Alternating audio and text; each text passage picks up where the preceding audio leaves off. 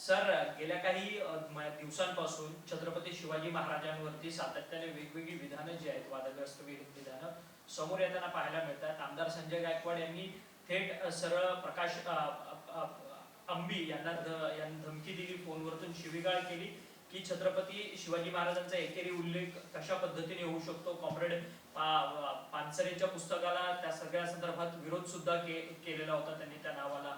त्याच्यानंतर बागेश्वर बाबांचं वक्तव्य येतं, त्याच्यानंतर स्वरूपानंदचं मी वक्तव्य येतं. संजय गायकवाड यांच्याबद्दल फार काही बोलत नाही, कारण का ज्याची जेवढी बुद्धी क्षमता असते तेवढंच तो बोलू शकतो. कॉम्रेड पानसरे यांचा शिवाजी कोण होता या पुस्तकावर बोलण्याची बौद्धिक क्षमता संजय गायकवाड याची आहे की नाही हे उभ्या महाराष्ट्राला माहिती आहे. मग त्याच्यावर जास्त चर्चा करून उगाच त्याला प्रसिद्धीच्या वलयात ठेवणं हे माझं काम नाही. पण सर, हा सगळा वाद झाला त्याच्यानंतर थेट या सगळ्या छत्रपती शिवाजी महाराजांच्या संदर्भात नाही, बागेश्वर काय त्याचं आधी नाव धीरेंद्र वगैरे काहीतरी होतं, नंतर तो बागेश्वर झाला. तो काय ते चिठ्ठीतनं वगैरे लोकांना आपलं भविष्य सांगायचं आहे. हे सगळे काही खरातची पैदावळ आहे, ही खरातची पैदास आहे सगळी. आता बागेश्वरला काय माहिती शिवाजी महाराज, काय माहिती शिवाजी महाराजांचा इतिहास. जे रामदास त्यांना कधी भेटलेच नाही, कुठे ऐतिहासिक नोंदीच नाहीत. म्हणजे दादोजी कोंडदेव जे कधी गुरु नव्हते त्यांना गुरु करून मोकळे झाले. जे रामदास कधी भेटलेच नाही त्यांच्यामुळे चरणी त्यांनी राजमुकुट ठेवला आणि आता तुम्ही लढा, मी थकलो. कुठला घाम यांनी कुठला गळलेला पाहिला आणि कुठे थकलेले बघितले यांनी शिवाजी महाराजांना हेच कळलं नाही. असले लोकांना महाराष्ट्रात बोलवतात कशाला मला कळत नाही. आणि त्यांच्या पाया पडायला जातात, त्यांचा काय उदो उदो करतात. म्हणजे मराठी माणसांनी काही विचार करणार की नाही. मराठी माणसं थेट शिवाजी महाराजांच्या इतिहासालाच हात करायचा, तेच मलिन करण्याचा प्रयत्न करायचा. तो माफी नाही मागतो तर दुसरा कोणतरी, काय नाव त्याचं, गोविंद स्वरूप काय कोणीतरी, काय तरी त्यांची नावं पण लक्षात राहत नाही, त्यांची नावं लक्षात ठेवण्याची लायकीची पण नसतात. त्याचं म्हणणं शिवाजी महाराज कधी लढाई लढलेच नाही. मग अफजल खानाचा पुतळा कधी तुझ्या बापाने बाहेर काढला का? मग अफजल खान जिंकावा म्हणून तुझ्या कुळातले मनुवादी सनेतनी यांनी वाईला शतचंडी यज्ञ कशाला केलं होतं की शिवाजी महाराज हरावेत म्हणून. शिवाजी महाराजांवरती तलवार चालवणारा जर युद्ध नव्हतं, लढाई नव्हती, तो कृष्णा कुलकर्णी कोण होता? हे सगळी तुमची पिल्लावळ ना, सनातनी मनुवाद्यांची पिल्लावळ नाही. म्हणजे मग शिवाजी महाराज युद्ध लढले नव्हते तर शाहिस्ते खानाची बोटं काय अशीच कापली गेली काय? त्याची खिडकीत अडकली की काय बोटं? काय बोलतात काय? म्हणजे काय? आणि त्यांना काय बंधनं निर्बंध काय? याचा दुसरं कोण बोललं असतं ते एवढा जेल, राष्ट्रद्रोहाचा गुन्हा, अमुक तमुक करून टाकून दिले असते आतमध्ये. हे येतात, बोलतात, परत विमानाने निघूनही जातात, परत बोलवणारे तयारी पोहोचतात. आता बागेश्वर बाबा जरा शांत आहे, पुढच्या 1 महिन्यात कुठेतरी परत त्यांना बोलवलं जाईल आणि मग त्यांचा सत्कार, मग तो बागेश्वर बाबा असे ते टोपी बिपी घालून येणार आणि परत मग त्या गोरा पान गुळगुळीत दाढीचा आमचा बाबा लगेच काहीतरी बोलणार. अरे काय लावलं आहे काय? कोण शाहूंबद्दल बोलतो, कोण छत्रपतींबद्दल बोलतो, कोण आंबेडकरांबद्दल बोलतो, कोण फुलेंबद्दल बोलतो. अरे काय? आणि मराठी माणूस बघत राहतो, ह्याचं आश्चर्य वाटतं. शिवाजी महाराज लढाईच लढले नाहीत. काय काय बोलायचं? ते आव्हान वगैरे ठीक आहे होते काय? त्या बागेश्वर बाबाची अक्कल किती, त्याच्याशी काय वाद घालायचा? पण मला आश्चर्य या इथल्या सत्ताधाऱ्यांचं वाटतं. सत्ताधारी त्याच्या चरणी लीन होतात, अगदी पाय म्हणजे सूर्यनमस्कार घातल्यासारख्या पाया पडत असतात. लाज वाटावी अशी गोष्ट आहे. परंतु स्वतः मुख्यमंत्री देवेंद्र फडणवीसांना या सगळ्या संदर्भात विचारलं तर बागेश्वर बाबांनी जे काही सांगितलंय ती लोककथा आहे अशा पद्धतीने. अशी लोककथा कुठे असेल तर त्यांनी सांगावी, आम्ही नक्की वाचू. असलं कुठली पुस्तकं आहे, कुठलं लोककथा आहे, आम्हाला सांगावं त्यांनी. मुख्यमंत्र्यांकडनं हे अपेक्षित नाही. असे लोक कदा ते वाचायला कुठे गेले होते की शिवाजी महाराजांनी राजमुकुट ठेवून दिला?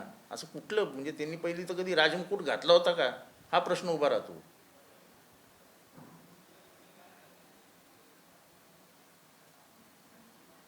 त्यांचा राज्याभिषेक कधी झाला, किती साली झाला? रामदास किती साली गेले? रामदासांची आणि त्यांची भेट झाली होती का नव्हती? तिथनं इतिहास सुरू होतो ना. जर त्या इतिहास तज्ज्ञांनी शोधून काढलं की दादोजी हे कधी गुरु नव्हतेच, तसे इतिहासकारांनीच शोधून काढलं की रामदास कधी भेटलेच नव्हते. पत्रव्यवहार पण संघाचा इतिहास मी आज नाही बोलत आहे. मी हे जेम्स लेन म्हणजे 2000 सालापासून मी हे सगळं बोलत आलो आहे. बम पुरंदरे, जेम्स लेन, त्यांचं नातं, जेम्स लेननी काय लिहिलं, त्याच्या मागची भूमिका, त्याच्यातले रेफरन्सेस, बम पुरंदरेंनी लिहिलेल्या शिवचरित्रामध्ये कसा जेम्स लेन हळूच सापडतो, हे सगळं मी तिथनं मी पुरावे शोधत आणलेत बाहेर. परंतु हा संघाचा इतिहास सातत्यानं हे कुठे काय असं आहे की संघाला भारताचा इतिहासच बदलायचा आहे. संघाला भारताचा इतिहासच बदलायचा आहे. अस्तित्वातल्या नसलेल्या गोष्टी त्यांना आणायच्या आहेत. आता स्वातंत्र्याच्या इतिहासामध्ये आपला काहीही सहभाग नाही म्हणून कधी वल्लभभाईंना आपल्या मांडीवर घ्यायचं, तर कोणी अधिक कोणाला आपल्या मांडीवर घ्यायचं आणि आपलेच सुपुत्र असल्यासारखं दाखवायचं. तुमचा नव्हता सहभाग तर नव्हता सहभाग, त्याच्यात काय मोठं आहे. 1942च्या आंदोलनाला तुम्ही विरोध केलात तर विरोध केलात. असं आहे की ते काही आम्ही नाही सांगत आहे ना. इतिहासाच्या दाखल्यांमध्ये ते आढळतं की तुमचा पत्रव्यवहार आहे की आमचा ब्रिटिशांना समर्थन आहे. चलो जाओ आंदोलनाच्या विरोधात गांधींच्या विरोधात तुम्ही पत्रव्यवहार केलेला आहे. हे स्वातंत्र्य चळवळीला तुमचा विरोध होता. आणि इंग्रज इथे राहण्यात आपलं हित आहे असं म्हणणाऱ्यांमध्ये तुम्ही होते. त्याच्यात काय मोठं काय? इतिहास बदलू शकत नाहीत. तुमच्या भूमिका काळाच्या ओघात बदलू शकतात. काळाच्या ओघात तुमच्या राजकीय भूमिका बदलू शकतात, पण मागे जे घडून गेलं ते पुसू शकत नाही तुम्ही. परंतु अशाच पद्धतीची विधानं वक्तव्य करत दुर्दैवाने आम्हाला तो कोण होता तो राज्यपाल आपला भगतसिंग कोश्यारी, वो इतने छोटे उम्र में ज्योतिबा और सावित्रीबाई क्या करते होंगे. अरे हे काय आहे? आणि कोश्यारीला पद्मश्री का पद्मविभूषण का काय भारतरत्न देण्यासाठी महाराष्ट्र शासन लिहून देतं. परंतु अशाच पद्धतीची ही सगळी सामाजिक विधानं करायची किंवा धार्मिक विधानं करायची असं आहे की जे वारकरी संप्रदायाबद्दल झालं की वारकरी संप्रदायाची स्थापनाच मूळ इथला जातीपात, धर्मद्वेष, जातीपातीचा द्वेष नष्ट व्हावा म्हणून झाली की सगळ्यांनी एकत्रित सगळं विसरून देवाच्या चरणी लीन व्हा. जेव्हा देव तुमच्यापासून लांब ठेवला गेला होता, देव हा एका विशिष्ट समाजाच्या हातात गेला होता, त्याला हातात पकडून ठेवला होता आणि तुम्हाला दूर ढकलण्यात होतं. वारकरी संप्रदायाच्या माध्यमातून देव तुम्हालाही भेटू शकतो हे सांगण्याचं काम ज्ञानेश्वरांपासून तुकारामापर्यंत सगळ्यांनी केलं. आता चोखा मेळा होता, सावता माळी होता, गोरा कुंभार होता, ते जे काही संत महात्मे होऊन गेले त्या सगळ्यांनी सांगितले की देव तुमचा आहे हो, जा त्याच्या चरणी. आणि त्याच्यातनं वारकरी संप्रदाय निर्माण झाला. त्याच्यामध्ये नको ते घुसायला लागले, भ्रष्ट करून टाकले ते वारकरी संप्रदाय. बरोबर आहे. वारकरी संप्रदायाचा मूळ हेतूच इथल्या जातीपाती नष्ट करण्याचा होता. तुकाराम महाराजांचा छळ का झाला? ज्ञानेश्वरांच्या आईवडिलांना आत्महत्या का करावी लागली? हा इतिहास कधी आपण जाणून घेणार आहोत की नाही? ज्यांनी जैन लिंगायत धर्माची स्थापना केली बसवेश्वरांना, त्यांना का छळलं? हेच राज्याचे मुख्यमंत्री शरद पवारांवरती या सगळ्या संदर्भात टीका करताना म्हणतात की शरद पवारांचा आणि वारकरी संप्रदायाचा संबंध कधी आलेला आहे आणि काय आहे म्हणून अशा पद्धतीची टीका करतात. शरद पवारांनी देखील स्वतःच्या एका लेखामध्ये सांगितलेलं होतं की खरं तर वारकरी संप्रदायामध्ये धर्मांध चळवळ मोठ्या प्रमाणात निर्माण झालेली आहे. अहो, जिथे भिडे घुसला तलवारी घेऊन तिथेच वारकरी संप्रदायाचा मधला काय धोका आहे हे कळलं. शांती दूत म्हणून वारकऱ्यांकडे पाहायला जातं. जातीपातीचा काय संबंध? तिथे भिडे घुसतो आणि तो पण तलवारी घेऊन. म्हणजे काय त्या वारकरी संप्रदायाचं वाटोळं करायला निघालेत, याच्यापेक्षा मोठं उदाहरण असूच शकत नाही. परंतु ह्या सगळ्या धार्मिक द्वेष तेढ निर्माण करून ह्याचा फायदा कुठेतरी राजद्वेष कोळी आपल्याला सत्तेशी संबंध आहे, बाकी आपल्याला काही समाजाशी घेणं देणं नाही. कसंही करून द्वेष निर्माण झाला पाहिजे आणि मतपेट्या भरल्या पाहिजेत. बाकी मग इतिहास भूगोल गेला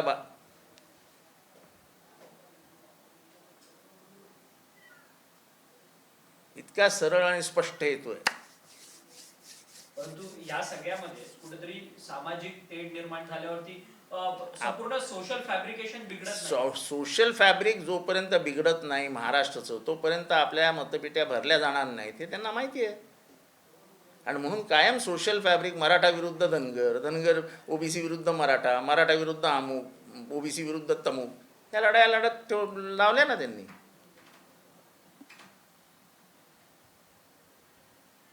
आता बघू ना, सेन्सस आज सुरू होत आहे ना, आज सेन्सस सुरू झालं. आता जातीय जनगणना करतात का बघूया ना.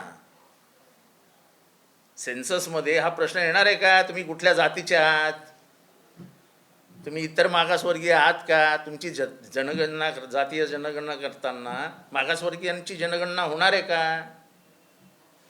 तुम्ही सांगितलं ना, जाहीर केलं ना आम्ही जातीनिहाय जनगणना करू म्हणून. बघूया काय होतं. आणि ते करायचं नव्हतं म्हणून तर एवढं घाईघाईने ते बिल आणलं होतं वरती की सेन्सस होण्याच्या आधी ते बिल पास करून घ्या. नाही तर कायद्यान्वये कॉन्स्टिट्यूशननुसार नवीन जनगणना आणि सेन्सस आणि त्याच्यानंतर डिलिमिटेशन ही प्रोसेस आहे. ही प्रोसेस मोडीत काढून डिलिमिटेशन करून महिलांना आम्ही देतो असं दाखवून पूर्ण सत्ता कायम उत्तर प्रदेशच्या हातात राहील याची सोय करण्यासाठी म्हणून ते बिल आणलेलं होतं. खरं एकीकडे देशामध्ये धार्मिक अशांतता आहेतच, परंतु दुसरीकडे महागाईचा आगडोंब देखील उसळला आहे. कसं झालं आहे की आपल्याला आपण इतक्या खोट्या अशा ढगांखाली लपलेले आहोत की आपल्याला काही सुचतच नाही आहे. आपल्याला काही सुचतच नाही आहे. तुमची बंगालची निवडणूक संपू द्या, फक्त रिझल्ट काय येईल तो येईल. नाही 20-30 रुपयांनी पेट्रोल महाग झालं तर मला सांगा. असा महागाई आहे ना, महागाईचा आग कल्लोळ उठेल, आग कल्लोळ. बघा आज त्याच पद्धतीने जे व्यावसायिक सिलेंडर आहेत त्याच्यामध्ये जवळपास 900 ते सोडा हो, लोकांचं जगणं मुश्किल होईल. लोकांचं जगणं मुश्किल होईल. तो ट्रम्प येतो काय, भारताला धमकवतो काय, भारताला एक दिवसापुरती मर्यादा देतो, 1 महिन्यापुरती मर्यादा देतो, तुम्ही रशियाकडनं तेल विकत घ्या, मग तो काय बाप आहे काय ट्रम्प आपला? आणि त्याला एक उत्तर भारत देऊ शकत नाही. अरे तू कोण लागतो कोण आमचा, तू काय आम्हाला सांगतो? आणि म्हणून मला नेहमी इंदिरा गांधीची आठवण येते की ज्यावेळेस निक्सन बोलले खबरदार पाकिस्तानकडे वाकडी नजर कराल तर, तेव्हा इंदिरा गांधींनी त्यांना सांगितलेलं देश आमचा आहे, तो कसा चालवायचा हा निर्णय आमचा आहे. पाकिस्तान बांगलादेशच्या लोकांना त्रास देत आहे, आम्ही युद्ध करणार आणि बांगलादेशला स्वातंत्र्य मिळवून देणार. तुम्हाला पटत असेल तर तुम्ही पाकिस्तानबरोबर जा, काही हरकत नाही, युद्ध करणारच. आणि युद्ध तर केलंच, पण पाकिस्तानचे 2 तुकडे करून बांगलादेशला स्वातंत्र्य दिलं. त्याला नेतृत्व म्हणतात. हे तर सरळ सरळ ट्रम्प महाशय आमच्या मोदी साहेबांचाच अपमान करतात. 5 मिनिटात मी पोल खोलू शकतो, 5 मिनिटात मी काढू शकतो, भारताला असं दाखवू शकतो, असे म्हणे. आम्ही अरे काय, एक सत्ताधाऱ्यांमधला एक तर माणूस बोलला पाहिजे. एक तर माणूस खबरदार आमच्या पंतप्रधानांना बोलाल तर तेवढ्या बोलण्याची हिंमत दाखवा. अरे ट्रम्प काय तुमचा आणि माझा बाप आहे काय रे? अरे माझा देश आहे ना. अरे जे इंग्रज म्हणायचे की या आमच्या साम्राज्यावरनं सूर्य कधी ढसळतच नाही, ढळतच नाही, कधी सूर्य खाली जातच नाही, अरे त्यांना घालवलेली माणसं आहोत ना आपण. अरे एका कपड्यावरती जाऊन लढणाऱ्या गांधींनी सुट्या बुटातल्या चिरचिलला घरी पाठवला ना. अरे सूट बूट करून नागडं करणारा भारत आहे, एका कपड्यावर गांधींचा भारत आहे. आणि तो ट्रम्प आमची बेइज्जती करतोय. मोदींची बेइज्जती म्हणजे या देशाची बेइज्जती आहे. मोदींना वाटेल ते बोलणं म्हणजे या देशाला वाटेल ते बोलणं आहे. तुम्हाला आणि मला बोलण्यासारखं आहे ते. मोदी म्हणजे मोदी नाही, मोदी म्हणजे फेस आहे भारताचा. 140 कोटी लोकांचा चेहरा आहे तो. त्याच्यावर असे चिखल उडवत बसणं कायम दर 2 दिवसांनी हे शोभतं काय? एकीकडे या सगळ्या समस्या आहेत. आज राज्यामध्ये सगळ्यात महत्वाकांक्षी प्रकल्पाचं उद्घाटन होतंय, मिसिंग लिंकचं. थोड्या वेळापूर्वी त्याचं उद्घाटन देखील झालं. परंतु सातत्यानं मुंबई पुण्याची वाढती ट्रॅफिक जी आहे ती मोठ्या प्रमाणातच होते. आज तुमच्या पक्षाच्या कार्याध्यक्षा सुप्रिया सुळे या देखील वाहतूक कोंडीत अडकलेल्या असल्याचं पाहायला मिळालं. मुंबईत देखील त्याच पद्धतीची ट्रॅफिक आहे, ठाण्यात पण तशी. नाही, मुंबईतली आणि ठाण्यातल्या ट्रॅफिकची कारणं वेगळी आहेत. की एवढे रस्ते खणून ठेवलेत कारण नसताना, कुठलंही नियोजन न करता. कुठलाही प्रकल्प आणताना नियोजन तर करा यार. या प्रकल्पांची गरजच नाही असे प्रकल्प आणायचे आणि ते एकत्रितरित्या आणायचे, म्हणजे पुढचे 10 वर्ष ठाण्यातलं ट्रॅफिक कमी नाही होऊ शकत.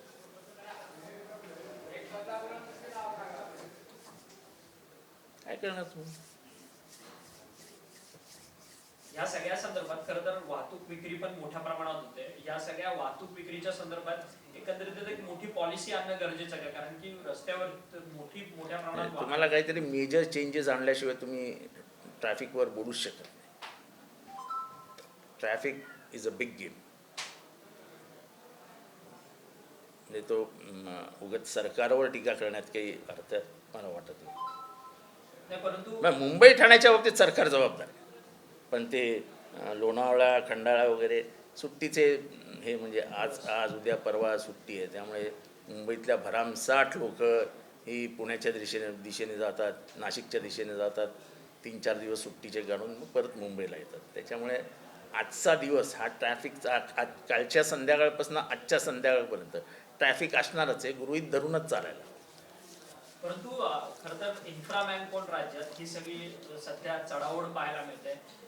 एकनाथ शिंदे यांनी आज मिसिंग लिंकचं उद्घाटन होतं, परंतु त्यांनी गेल्या 5 दिवसांपूर्वीच मिसिंग लिंकच्या संपूर्ण कामाचा शेवटचा आढावा घेतला, त्याच्यानंतर फोटो सेशन केले. स्पर्धा ही चालूच राहते. सत्तेमध्ये असल्या की 2 स्पर्धा पक्षांमध्ये कोएलिशन गव्हर्नमेंट असलं ती स्पर्धा होतच राहणार. 100 मीटर तू जिंकतो का मी जिंकतो. परंतु या स्पर्धेचं कुठेतरी ते दाखवतात की किती काही झालं तरी महायुती आम्ही अभेद्य आहोत. कारण का त्याच्याशिवाय तुम्हाला वाटतं का काय अभेद्य आहेत म्हणून ते? नाही, अभेद्य आहेत की असं आहे की मी नेहमी सांगतो की पाशवी बहुमत म्हणजे पाशवी बलात्कार. महाराष्ट्राने पाशवी बहुमत दिलेलं आहे, आता पाशवी बलात्कार सहन करत राहा. एबीपी माझा, उघडा डोळे बघा नीट.